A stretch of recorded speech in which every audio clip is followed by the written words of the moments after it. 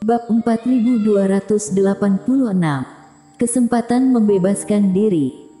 Setelah sekian lama melarikan diri, ini adalah pertama kalinya Erik memilih untuk menyerang kembali. Karena serangan balik dari teknik waktu, ditambah pengaruh dari keseringan menggunakan keterampilan sihir hitam Fire Devouring, Erik menggunakan seluruh kekuatannya dalam hal kecepatan. Namun, sekarang adalah kesempatan terbaik baginya untuk membebaskan diri dari para pengejar ini. Dia tentu harus berusaha melampiaskan semua kekuatannya. Saat mengangkat tangan, Reiki yang ganas melonjak keluar dan sejumlah besar sumber energi tanah mulai berkumpul dan terbentuk. Teknik pengumpul batu. Ini adalah cara penanggulangan yang sudah dipikirkan Erik sejak awal. Jika ingin melakukan penyamaran pada saat ini, tidak ada ilmu sihir yang lebih baik daripada teknik pengumpul batu. Selain itu, teknik pengumpul batu sekarang bukanlah kekuatan suci terlemah yang sebelumnya berada pada peringkat ke-36 itu, tetapi merupakan teknik pengumpul batu yang dicerahkan dengan 3 patung yang tersisa, serta sebuah patung yang dikumpulkan oleh Erik ketika berada di pulau terpencil sebelumnya.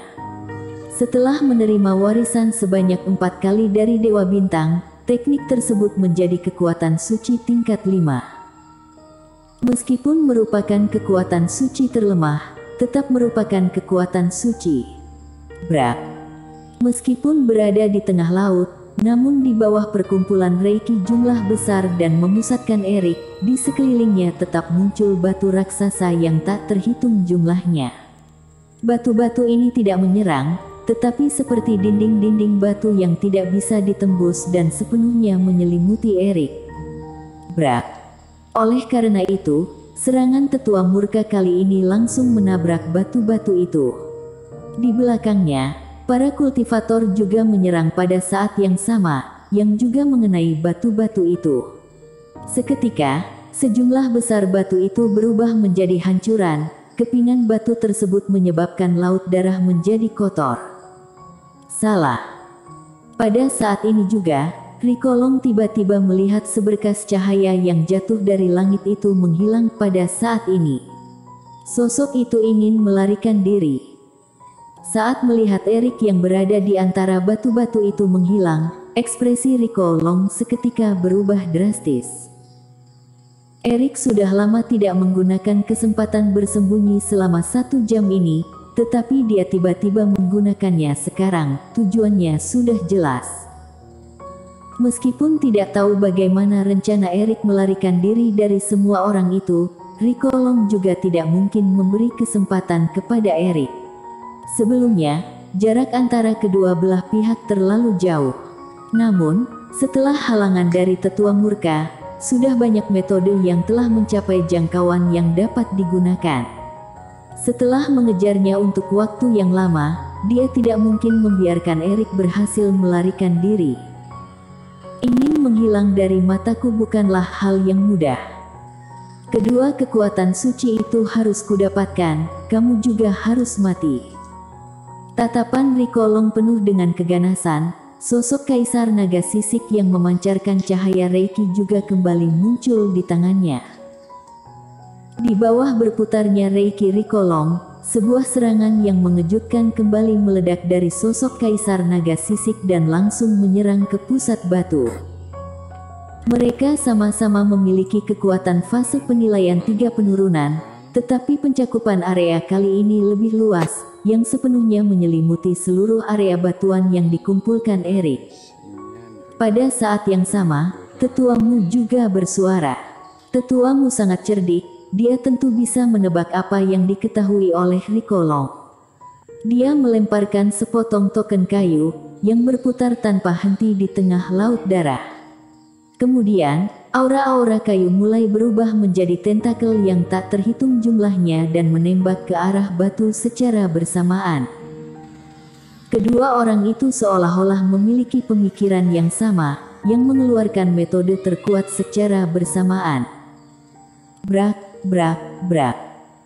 Bebatuan yang tidak diserang tembus oleh tetua murka dan para kultivator itu meledak lapis demi lapis di bawah kedua serangan itu. Kedua orang ini sudah mengetahui tujuanku, mereka juga bertindak dengan sangat pasti.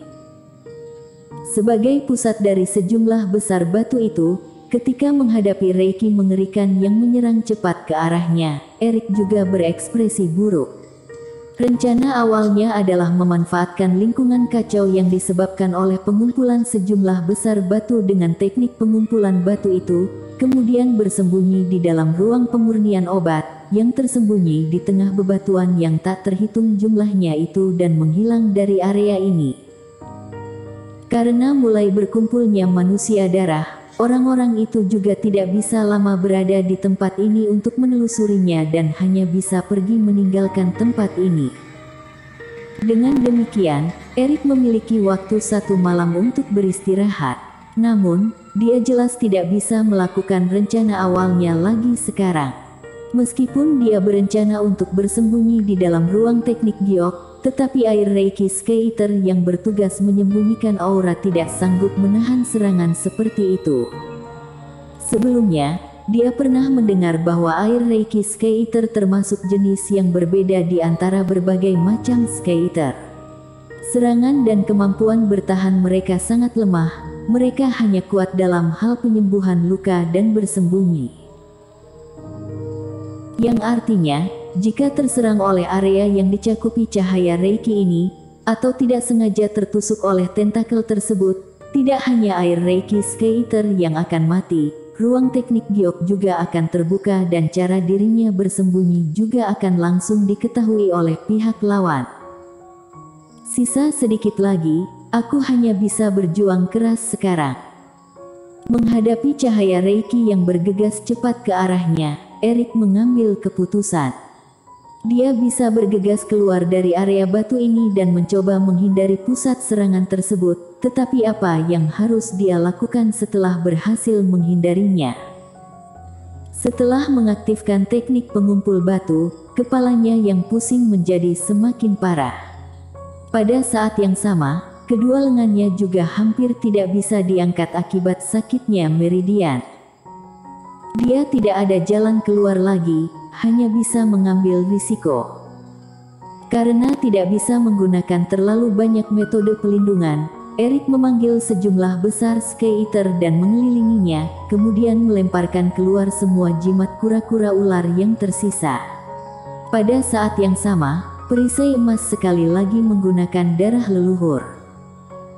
Senior, selanjutnya aku mungkin akan jatuh dalam keadaan koma. Aku serahkan tubuhku padamu. Selama aku belum meninggal, kamu boleh memasukkan energi iblis ke dalam tubuhku dan jangan berhenti meskipun meridianku hancur. Setelah mengucapkan perkataan ini, sejumlah besar cahaya Reiki sudah mendekat. Brak. Sebelum iblis langit bermata 3 merespon, tubuh Erik sudah diserang oleh Reiki ini. Sejumlah besar jimat kura-kura ular itu langsung hancur. Puluhan ribu Sky Eater itu jatuh dan mati. Perisai emas bergetar lagi, tetesan darah leluhur yang diperoleh dengan berharga oleh Erik itu juga menahannya hingga energi terkuras semua. Pada akhirnya, kekuatan yang kuat masuk ke dalam tubuh Erik. Seluruh tubuhnya sakit parah bagaikan patah tulang. Rasa sakit yang mengerikan itu seolah-olah seluruh kulit, daging dan tulangnya sedang dihancurkan dan dipotong berulang kali. Pada detik selanjutnya, Erik seketika menyemburkan darah, kemudian menyemburkan darah lagi dan lagi. Erik merasa organ dalam tubuhnya seolah-olah akan dimuntahkan. Kedua matanya seketika tidak bisa melihat apapun. Kesadarannya telah mendekati kekacauan, yang tidak bisa mengendalikan tubuh dan bersembunyi di dalam ruang pemurnian obat. Oleh karena itu, dia menyerahkan hal pertahanan kepada iblis langit bermata 3.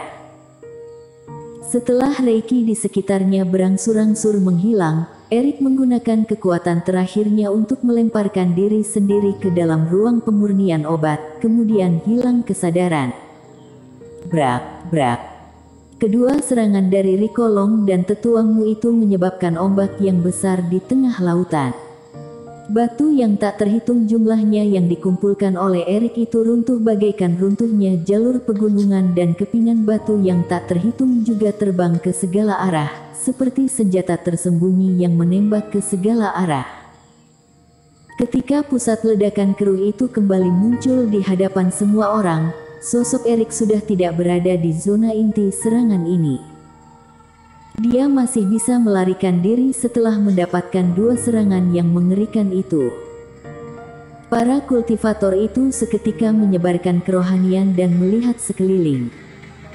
Segera setelah itu, suatu hal mengejutkan semua orang. Area manapun yang mereka telusuri, tidak ada sedikit pun jejak Erik. Satu-satunya aura yaitu berasal dari sebuah energi darah. Selain itu, Erik seperti telah menghilang dari dunia. Bersambung.